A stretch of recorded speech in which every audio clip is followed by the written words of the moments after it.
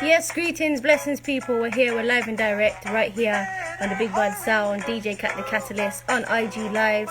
Big shout out to everyone passing through. And of course, I'm going to be going live and direct with the one and only, the legendary Backayard Magazine. So make sure you keep it locked in each and every time. It's going to be a vibe. It's going to be a vibe.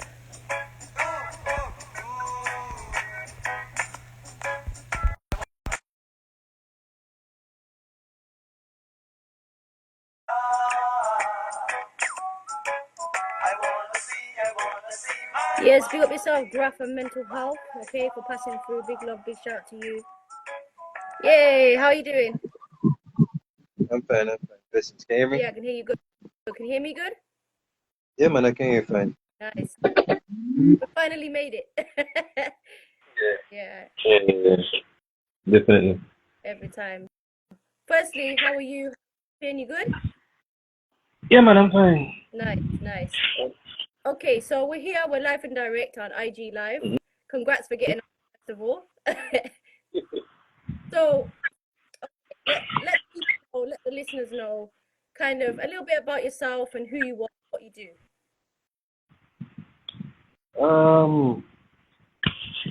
About myself.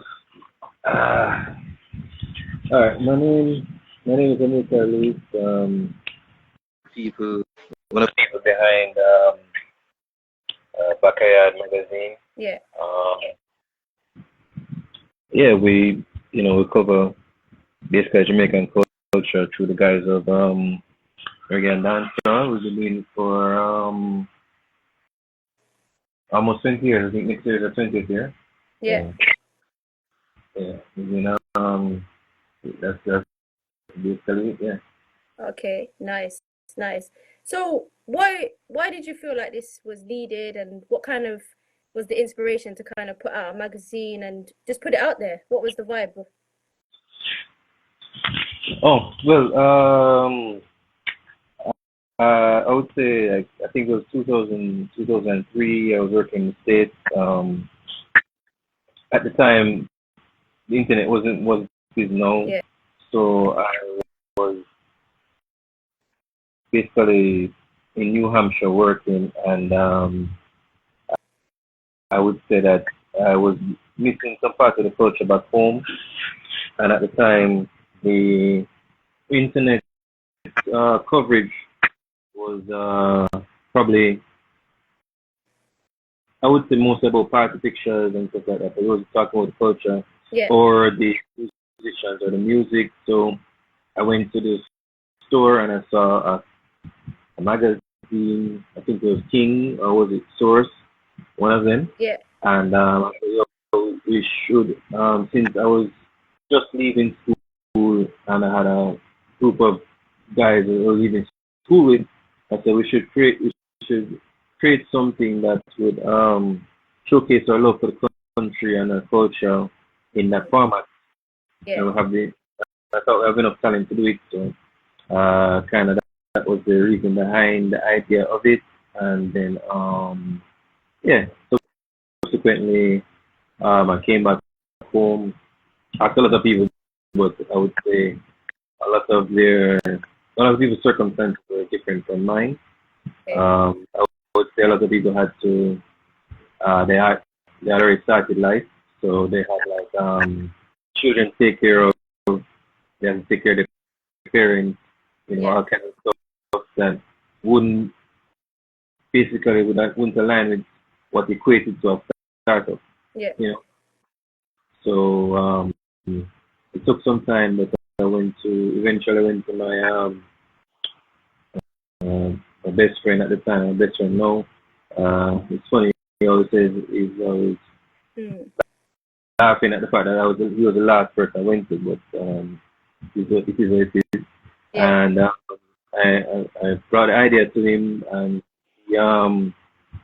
he took it on and said, "Yo, we can do it." And then in the space of a year and a half or so, we had our first printed magazine, which was, let's see if I have it here. Okay, oh, right, which was a satin and turbulence on the oh, cover at the time.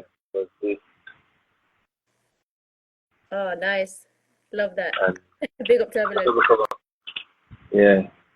Um, Yep. yeah, so that was the first one. A little bit thin, Yeah. so I had to start somewhere. And yeah, and then, you know, luckily for us, we got next one was POK. Okay, yes. Nice. Right. And then yeah, so we had the whole, and that started the whole, I would say, the whole rush, because by the time we got to this one, which was the latest cover that we had, Tommy Chin, Alain, Chris Kelly, and Joe Rockwell, we already had like a nice following, and had a good enough time enough to say, okay, we could do this one, which was a Cape Town, and Yeah. yeah, and by that time we had gotten enough, would say, strength from people to just jump, not from quality, I would say, but to, let me see if I can find it. Okay, reference time to just jump to spine and have more big, basically international with this one, with the Baby Sham. Yeah. Nice. Big artist. Each cover's got a big artist on it. Yeah, we've been lucky in that regard. We've been very lucky in that regard. I mean, to be honest, most Jamaican artists already believe that they're big. It's just time for other people to recognize it. So yeah. So yeah, that's so we started the whole so I believe we at the time, I would say, we started printing in 2005, and in a year we had already had like five or so issues, because we're doing it seemed like every other month, probably 3 times. I would say no, it was 4 times for the year. Okay. You know. Okay. So yeah. So before the production got more intricate, and I would say we got a wider scope in terms of intel and how we deliver the content. It was 4 times per year, and then it went down to 3 partly because of COVID and the reaction of that and stuff like that. So, and then just trying to get back up to 3 or 4. Yeah. Nice. And I mean, how do you decide what you're going to put in the magazine? Because, like you said earlier, there is so much, in particular in Jamaica, but across the board anyway. Okay, they're going to go in, this is going to go in. How does it work? It's I would say it's not there's no rocket science. You know, what would happen is that we would have an idea of many different ideas, and it's become more difficult now because of the way how I would say timelines of everything trying to do, and themes and things like that. But initially, we just went out and just anybody who we thought we could get, and based on our connections or whatever, we got them, and then we created a whole team around them. So, you know, the idea is to get the cover and then fill out everything else around it. You know, sometimes you have a situation where you have two covers, like you get two covers like really close to each other, so you might have to get the content for that, put it down and wait until the opportune time to release it. You know. Okay, 100%. There's a question that's come through. Somebody's asked a question. They're asking, how have you found a magazine in such a digital age? So I think it's to do with social media and so forth. How are you finding it? Well, I mean, it used to be much more difficult. I would say that when Facebook came out, it was difficult for us because everybody would say, "Oh, put it on the website, So I mean, we have a website, but Backayard.com, you know. But in our mind and our thoughts, it didn't make sense to go complete digital with the words or anything like that, or with video, because video audio visual, unless you have like a nice production budget to deal with it, can be very expensive to get it right. Yeah. At least at the time, 2010, 2011. So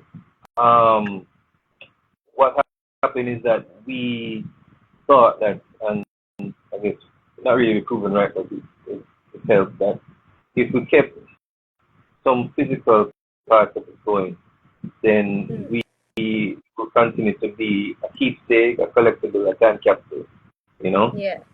Because what happens with digital, which, to the detriment of everybody who is have a website and trying to bring people to their URL, is that you are, I guess, a speck in the ocean type thing, you know?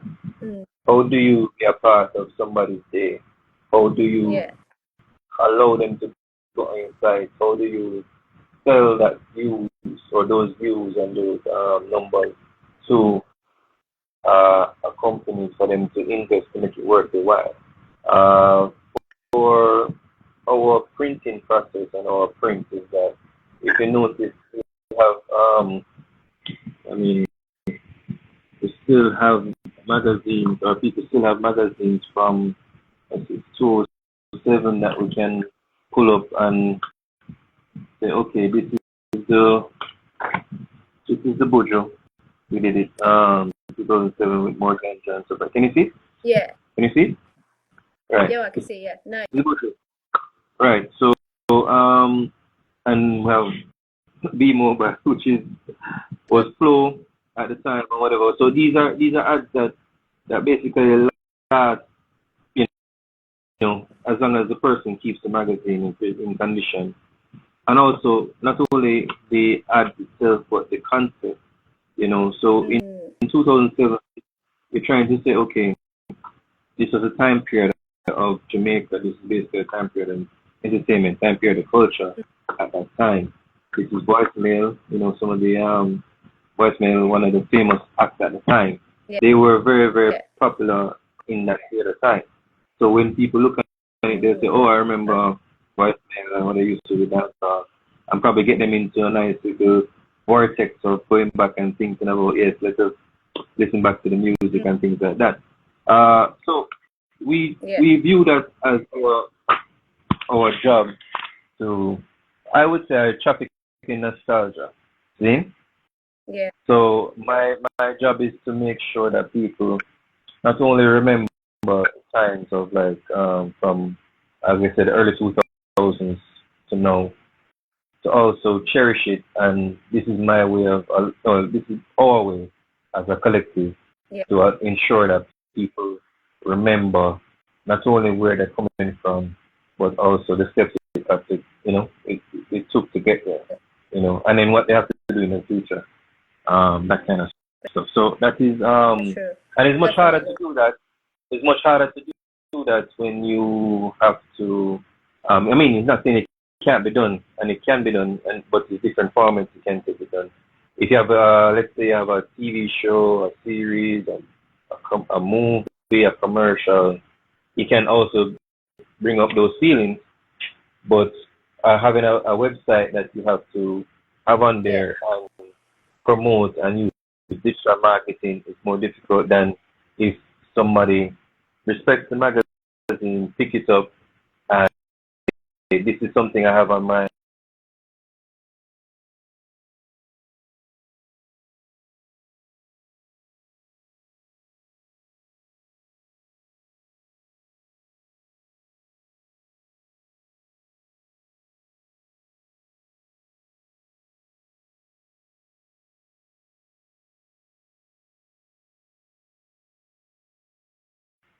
Yes, greetings, blessings, people. Okay, we're trying to connect back up again with Backayard Live. I'm hoping that the internet works and it continues to work. Okay, big shout out to everybody sending lots of love, lots of blessings. It's truly appreciated. Please do go and support, go and show some love to Backayard Live Magazine. Okay, I've been checking it out for a good while now, and it's definitely something that has taught me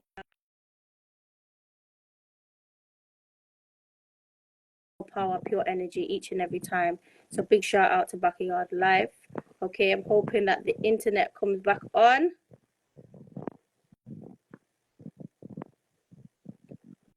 Yes, I don't know what's going on. It's wild. Yeah, I don't know, but it's fine. Okay. So hopefully we'll try and about archiving and copy of the vibe and the energy. Yeah. Sorry, I missed that. What we said? We're talking about what we just finished, which was talking about legacy, talking about Right. and so forth. Right. Yeah. So that's the difference really. Is just preserving legacy, preserving the art of the culture, dancehall culture, reggae culture of the time period. It's easier to do with this form. It's just I would say 20. No, yeah, I would say a good amount of pages. Yeah. Like if you make a state and you let's promoting the culture and keeping it like people keep buying our stuff, you know. Yeah. And we just kind of prepare ourselves in that regard. Just to talk about streaming now, all of I think it's not.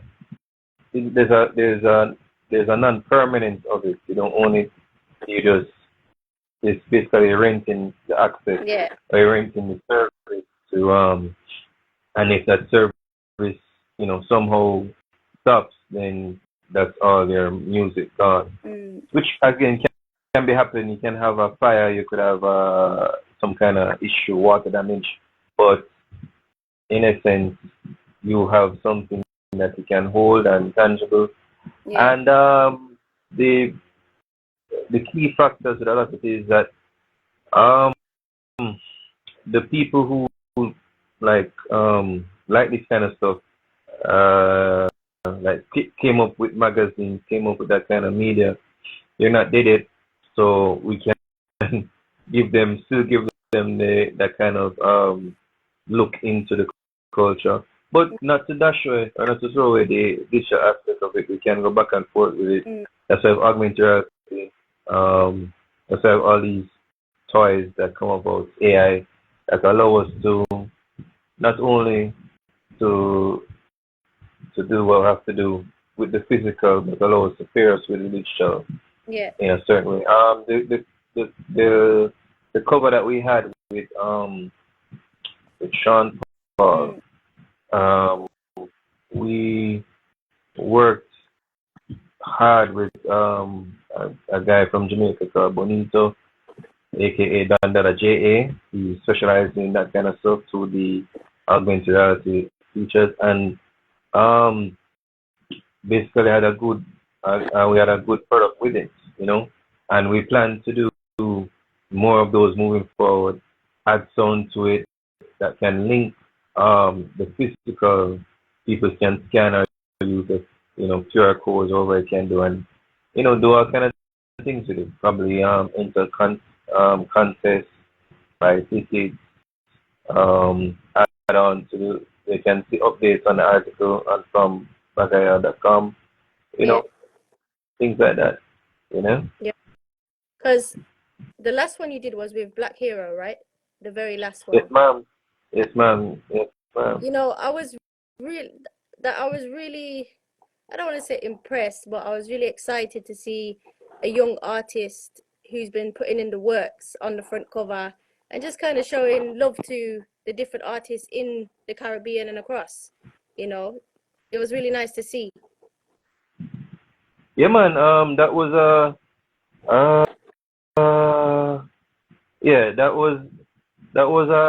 I would say a special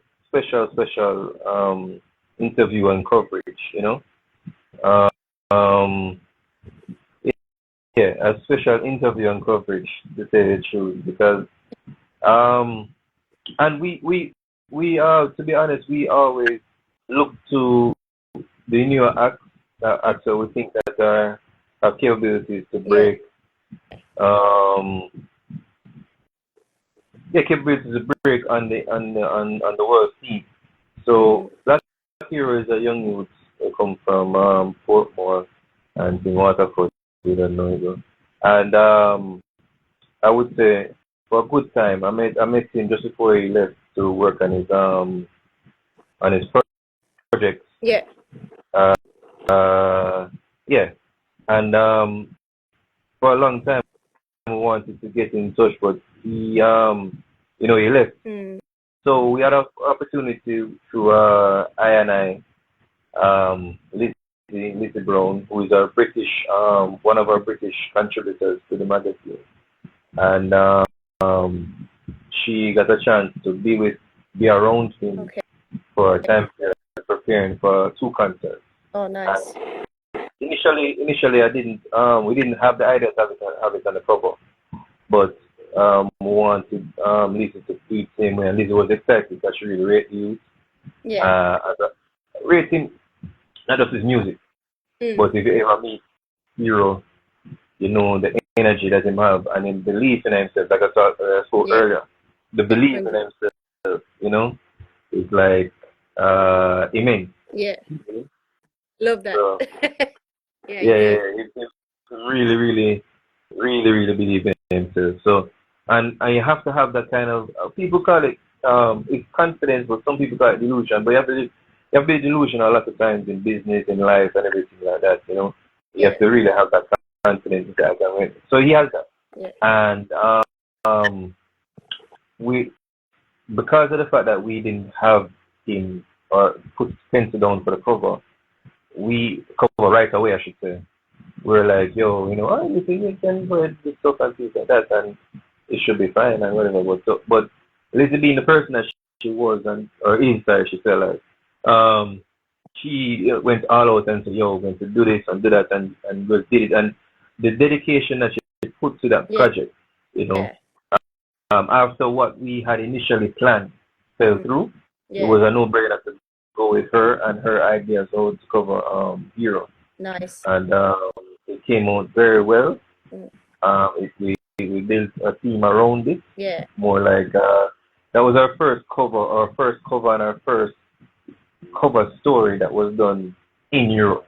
Okay. Well, in England and stuff like that. So we had that, and then we linked with Janice, someone from Dreaming White Black, and another young Jamaican based in Britain, and he has a TV show called Dreaming White Black, and I met him as a Jamaican, came out here and did some stuff. So these are two young black men who have locks and stuff like that, who are out there promoting the Jamaican culture in different ways. Yeah. And we shot them. Well, we shot Johnny out there when he was out there for a little while, but we covered them basically as a diaspora look and feel of it, So we were talking to Hero mostly about his music and how influential, how to go into I would say how to go into the that's a train of thought, sorry. Hold on for a second.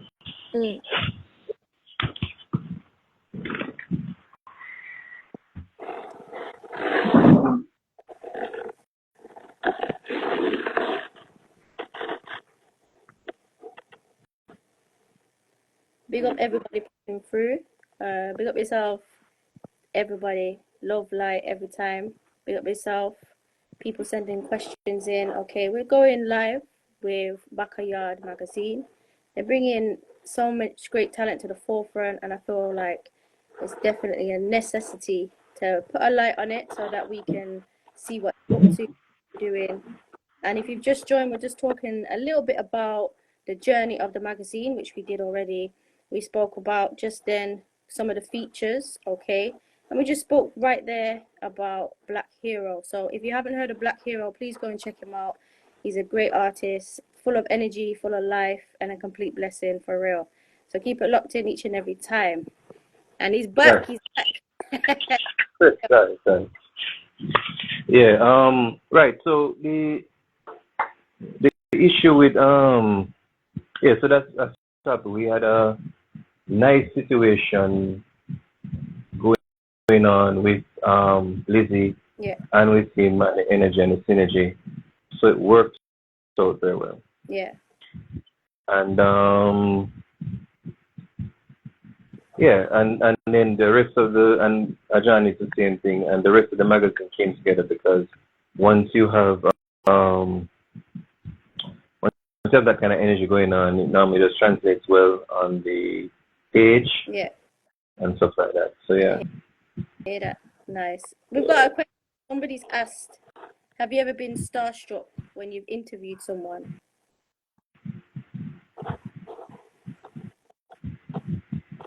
No, because it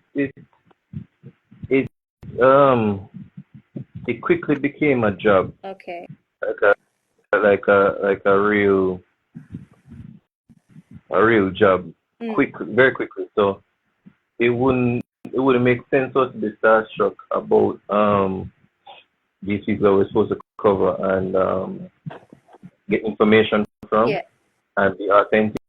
I mean, yeah. Very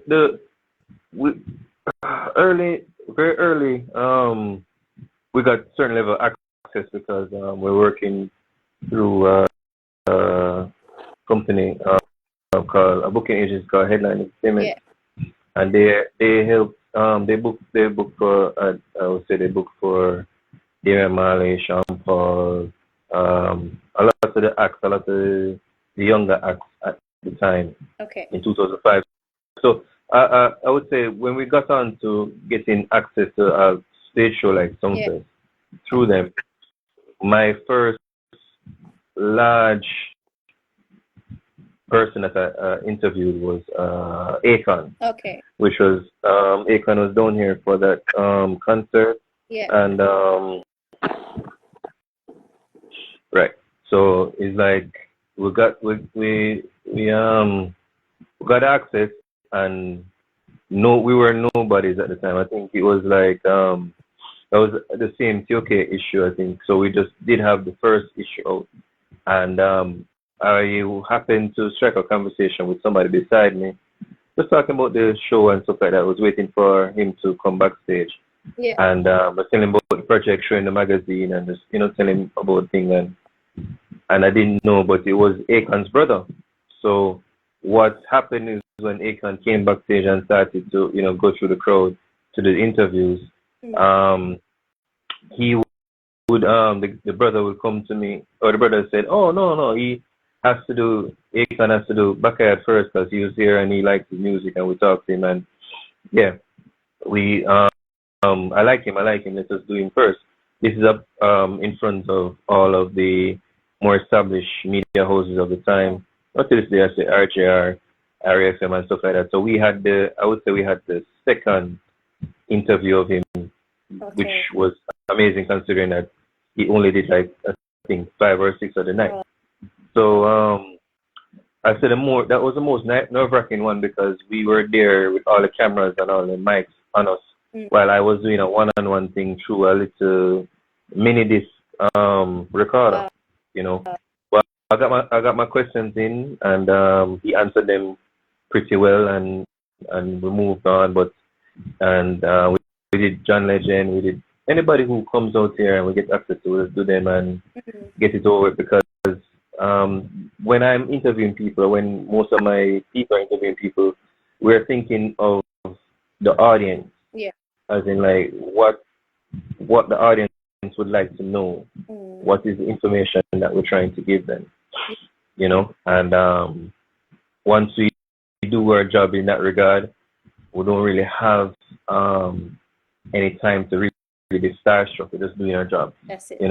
As fun as the job is, just doing our jobs and being starstruck is not one of it. What they can do though is if you're starstruck, you should be say, have enough to challenge the artist when you're asking them questions, or know enough about the artist's career that you can bring up certain events that would say, boy, you know a lot, and you look like you're paying attention, and then you get more from the interview. And if you just was just doing it by as a gig, so you can be starstruck, and it works out well for you as a journalist, as a person, because that means you pay attention to the person's career. And when you pay attention to the person, or they appreciate that, and they'll end up giving you more than if you're just doing a run on the mill type thing. I hear that, definitely. And it's more enjoyable, right? Having that conversation a bit more in depth and just enjoying what they're saying. Yeah, man. That's definitely enjoyable. Definitely the important part of it is enjoying what you do. That's it. So, we're coming to the last little bit for now in getting to know Backayard and the vibe. And I suppose one of the most important questions is, how can people support you? Can they buy it? Can they purchase it online? How can it work across? Well, right now, we're developing a store. We have a store on Backayard.com. We're going to, I think next year, when we're doing more of our promotions behind it, our international acts, we international people who can't go to the store directly, because normally I tell them to just go down to the pharmacy or the bookstores in Jamaica, or in Miami, or certain food stores in Miami, like Dutch Pot, Barbican Square, and then in New York you have Golden Cross and stuff like that. But everybody else, we're in the final testing period of the shop, where you can also get posters. A lot of the back issues you can order and see if we can print them over or update them, or have some in stock to send to you, merchandise and things like that. So we'll set up a shop now that people can just go on Backayard.com, pay a fee of like what would be like a magazine fee would be like I guess $7.99, almost $8, and you get access to because the way the site is going to be curated. Right now we have everything open, but when the shop is up, we're going to have still open, but it's going to be for press release alone. Everything that we work on through the family in terms of in-depth interviews, videos, and things like that, they'll be behind a sort of paywall, but this paywall has benefits. This paywall will allow you to, as the price of a magazine, access most of the back issues that we have available. You can get merchandise, T-shirts, autograph, posters, things like that. Just because of the fact that you have the ability to pay for that subscription. So it's like a subscription-based service for the magazine, and it's just the cost of a magazine. So we're working through the kinks of getting that up, but the people who normally buy the magazines are, people who go to the bookstores out here in Jamaica, and some parts of Miami, some parts of New York, and things like that. I hear that. We have a listener, Honey B. So is it California? Yeah, California. No, man. We have that is one of the places we're going to have a photographer, Juliana Hawani. Her name is Hawaiian, but her name is Hawani. She shoots for us, and she is going to be one of the people responsible for doing our distribution or fulfillment distribution on that side. Nice. I personally have to get back to her with certain logistics and things like that. But that will be something up in 2025, because as I said, next year is our 20th anniversary, and hopefully around this time next year we have all of the kinks worked out. But the idea behind that too is that we print in a select location in like Florida and so forth. For the worldwide distribution stuff, we have to go out there and look for alternative printers in different parts of the world to basically do the fulfillment the right way, Yeah. I hear that. And when we do the fulfillment right way, then we can, in a sense, get once you make the order in a particular location, whatever location closest to you, we would have either a printer deal with it, or we'll have somebody who can get that thing printed, get the shirts done, get whatever sent to you in space of like a week or so. So we're working through the logistics behind that kind of delivery system. Makes sense. It makes sense. So, you know, we've kind of delved in a little piece about who you are, about the magazine, kind of some logistics around it. I mean, we're going to keep linking up, I'm sure. But is there any kind of final words, final thoughts you want to say to the listeners before we go? Oh yeah, man. Well, I mean, thank you for logging on and stuff like that. This is one of the things that I don't normally do at all by myself or anything like that, because most of it is mostly, as I said, I don't think of myself as a personality or a celebrity or anything like that. We just love the culture and love the music and things like that. So we're just trying to promote. But what I realize is that